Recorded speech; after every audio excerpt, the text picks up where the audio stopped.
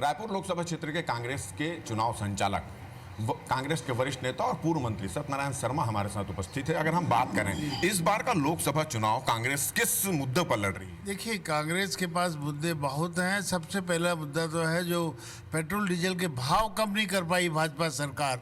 सबसे ज़्यादा विरोध किसानों का है। किसान के लिए डीजल बहुत ज़रूरी चीज़ है। उसकी इतना महंगा है कि किसान महंगाई की मार से परेशान है। पेट्रोल महंगा, मध्यम वर्गीय के लिए पेट्रोल बहुत महंगा है। मध्यम वर्गीय परिवार के लोग, हर व्यक्ति के घर में 2 व्हीलर व्हीकल है, 4 व्हीलर व्हीकल है। कहाँ जाए? पेट्रोल इतना महंगा कर दिया इन लोगों ने। कांग्रेस के ज़माने में ये सब कुछ नहीं था। उसके बाद महंगाई कवर आप देखें कि हमारी बहनें इसलिए परेशान है कि रसोई गैस की सिलेंडर की कीमत 1000 से ज़्यादा है।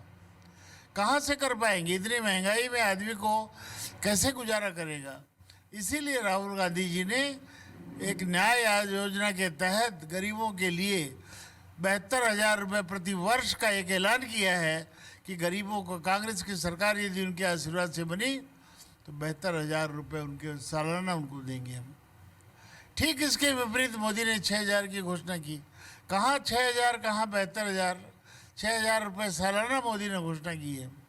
नरेंद्र मोदी जी एक तरह से असफल प्रधानमंत्री साबित हुए इस देश के लिए, और पूरा देश की जनता परेशान है। कभी नोटबंदी के नाम से, कभी जीएसटी के नाम से, कभी महंगाई के नाम से, और देख रहे हैं किस तरह से आतंक का वातावरण बना है। ब्यूरोक्रेट इंस्पेक्टर राज बन गया फिर से।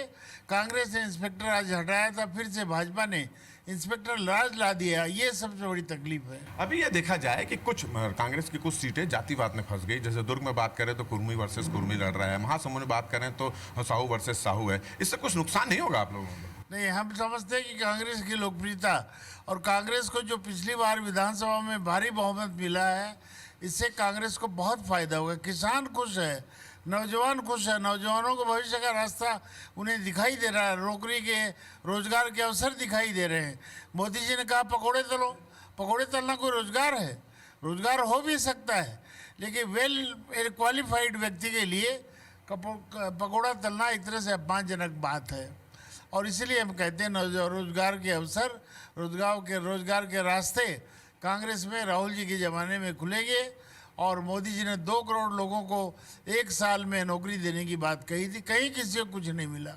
मोदी जी जिस तरह से देश की सुरक्षा को लेकर चुनाव लड़ रहे हैं, राम मंदिर का फिर उन्होंने एक मामला किया है, जिस तरह से उनके मुद्दे हैं, मोदी जी के मुद्दे, उससे कितना इफेक्ट पड़ रहा है कांग्रेस को? देखिए, कोई असर नहीं पड़ रहा है। लोग जानते हैं कि राम मंदिर की दुहाई देने वाले लोगों ने राम मंदिर के नाम से जो चंदा इकट्ठा किया था, वो चंदे का कोई पता हिसाब किताब नहीं है। वो रामशिला का पता नहीं है, तारीख नहीं बता रहे हैं कब ये राम मंदिर बनाएंगे। केवल बनाने की कोशिश करेंगे ये कहा। ये भी नहीं कहा कि हम मंदिर बनाएंगे। कोई डेफिनेट ओपिनियन बीजेपी की है ही नहीं। केवल कहते हैं कोशिश करेंगे। कोशिश करने से क्या होता है? वो चंदे का हिसाब बताए पहले। अरबों खरबों रुपए राम मंदिर के नाम से चंदा लिया था, चंदा कहाँ गया बताना चाहिए। आज अडवाणी कहाँ है जो राम मंदिर की बात करते थे, राम रथ यात्रा लेके निकले थे? कहाँ है अडवाणी? कहाँ मुरली मनोहर जोशी? बड़े बड़े नेताओं का गला घोट दिया मोदी ने। केवल 2 ही आदमी हिटलर बन के रह गए, एक मोदी, एक अमित शाह। ऐसे में जनता का विश्वास इससे उठ गया है और जनता कांग्रेस पर पूरी तरह से कांग्रेस को आशीर्वाद देने जा रही है। हम यहाँ से जीत करके जाएंगे।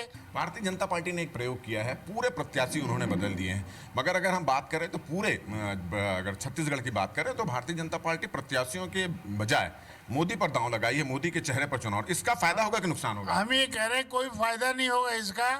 हम कह रहे हैं कि यहाँ मान लीजिए किसी के बोरिंग बिगड़ गया, तो मोदी को ढूंढने जाएगा क्या आदमी? मोदी के नाम से वोट मांग रहे हैं। इनके उम्मीदवारों की कोई इज्जत नहीं है, कोई क्रेडिट नहीं है, कोई साख नहीं है। अपने नाम से वोट नहीं मांग सकते ये लोग, और मोदी के नाम से वोट मांग रहे हैं। कितनी बार मोदी आएगा लोगों की सहायता करने के लिए? मोदी केवल फोबिया बन गया है और कुछ नहीं है। मोदी फोबिया बना कर रख दिया है। मोदी का नाम का केवल प्रचार कर रहे हैं, मोदी कर रहे हैं। लेकिन यहाँ पर यहाँ का लोकल जनप्रतिनिधि चाहिए, सांसद लोकल चाहिए। कोई मोदी थोड़ी आएगा सांसद का काम करने के लिए। और इस तरह से ये मोदी के नाम से ठगने की कोशिश करते हैं। ये जिस तरह से भारतीय जनता पार्टी विधानसभा में मोदी का पोस्टर क्यों नहीं लगाया? विधानसभा के चुनाव हुआ, मोदी का पता नहीं था, मोदी का एक भी फोटो नहीं दिखाई दिया, अमित शाह का एक भी फोटो दिखाई नहीं दिया। वो जानते थे कि अमित शाह और मोदी के नाम से वोट मिलने वाले नहीं है, लोकसभा में यही हर्ष होने वाला है। अभी भारतीय जनता पार्टी ये कह रही है कि विधानसभा चुनाव में कांग्रेस ने जो जो वादे किए थे वो वादे, बहुत सारे वादे उसमें अधूरे हैं, जिसमें शराबबंदी की बात करते हैं, किसानों के कर्ज माफी की बात है तो वो भी सभी किसानों को नहीं मिला। तो एक वादा खिलाफी का आरोप लगा रहे हैं, क्या कहना है? ये बिल्कुल गलत है, बेबुनियाद है, निराधार है। 10,000 करोड़ किसानों का कर्ज माफी हुई है, 2500 रुपये क्विंटल धान खरीदा गया है, बिजली का बिल आधा माफ हुआ है। जहाँ तक शराबबंदी की बात है, शराबबंदी के इनके पार्टी के लोगों ने बीजेपी के राज में शराबबंदी न करके और ज़्यादा दुकानें खोलने की बात कही थी। एक कमेटी बनाई मेरी अध्यक्षता में, सभी समाज के लोगों से, सभी राजनीतिक पार्टी के लोगों से बातचीत करके कोई ऐसा रास्ता निकाला जाएगा जिससे लोग शराब पीना बंद कर दें और एक स्वयं से अनुशासनशील बने और शराबबंदी अपने आप हो। और कोई कठोरता से, कोई कानून के माध्यम से शराबबंदी करना कोई अच्छी बात नहीं। दबाव में हम शराबबंदी नहीं करना चाहती, लोग स्वयं होकर के शराब पीना बंद कर दें, शराबबंदी अपने आप हमारे देश प्रदेश में हो जाएगी। अभी एक आरोप भारतीय जनता पार्टी के लोग और लगा रहे हैं कि आपके जो प्रत्याशी हैं प्रमोद दुबे, वो भारतीय जनता पार्टी के 15 साल के कार्यकाल में जो काम हुआ उसको अपना काम बता के वो चुनाव लड़ रहे हैं, इस तरह की बात वो कह रहे हैं। क्या कहना है इस बारे में? देखिए, इस आरोप को मैं एक सिरे से खारिज करता हूँ।